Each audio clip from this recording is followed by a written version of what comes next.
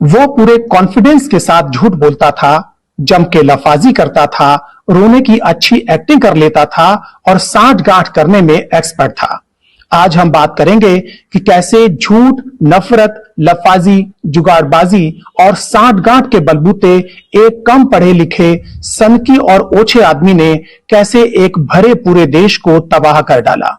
प्रणाम अलैकुम दोस्तों, ये कहानी है जर्मनी की और उस दरिंदे का नाम था एडोल्फ हिटलर।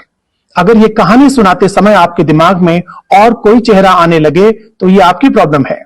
तो आइए शुरू करते हैं। हिटलर जिस पार्टी का मेंबर था उसके सामने फंडिंग की समस्या थी। पार्टी के लीडर भी बूढ़े और कमजोर हो चुके थे।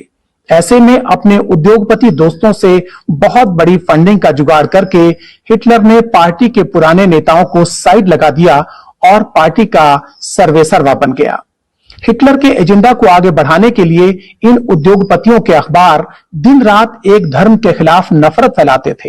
ये लोग क्या खाते हैं, क्या पहनते हैं, इनकी संख्या बढ़ रही है, ईसाई लड़कियां इनसे शादी कर रही हैं, ये सब चर्चा किया करते थे और साथ ही साथ हिटलर की महामानव जैसी इमेज पेश करते थे। जबकि हिटलर बहुत ही औसत बुद्धि का, बहुत डरपोक, सनकी और कुंठित आदमी था। वो शारीरिक तौर पर तो कमजोर था ही, मानसिक रूप से भी बीमार था। लेकिन हिटलर के पास कुछ हुनर भी थे। वो सफेद झूठ, लफाजी, नाटकबाजी और साठ गांठ में एक्सपर्ट था।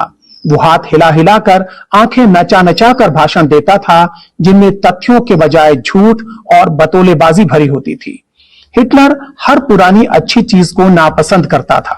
वो नया जर्मनी बनाने का नारा देता था। सब पुराने नेताओं को लगातार कोसता रहता था।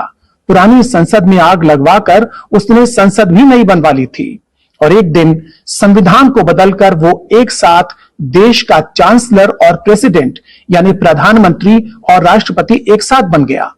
हिटलर ने अपने बारे में प्रचार करवाया कि उसकी ऑफिशियल शादी नहीं है, परिवार नहीं है, वो खाएगा तो किसके लिए, लेकिन वो खाता भी था और अपने दोस्तों को खिलाता भी था। मीडिया उसके बारे में कहता था कि वो बहुत कम सोता है, बहुत कम भोजन करता है और पूरा समय जर्मनी के हितों के लिए काम करता है, जबकि उसका ज्यादातर समय साजिशें करने में, मेकअप करने में, फोटोशूट करने में और भाषणों की रिहर्सल करने में बीतता था। हिटलर शाकाहारी था लेकिन हत्यारा था। उसे सजने संवरने का और अलग अलग पोज में तस्वीरें खिंचवाने का बहुत शौक था। वो बच्चों के साथ फोटो खिंचवाता था, लेकिन उसने लाखों बच्चों की हत्या करवाई या उन्हें यतीम बनवा दिया। और अब हिटलर का अंजाम।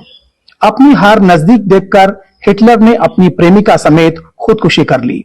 उसके दोस्तों और साथियों को 20 साल तक ढूंढ ढूंढ के सजा दी जाती रही और जर्मनी को तबाही से उबरने में लंबा समय लग गया।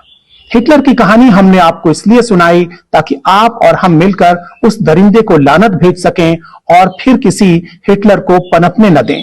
जय हिंद, जय जगत।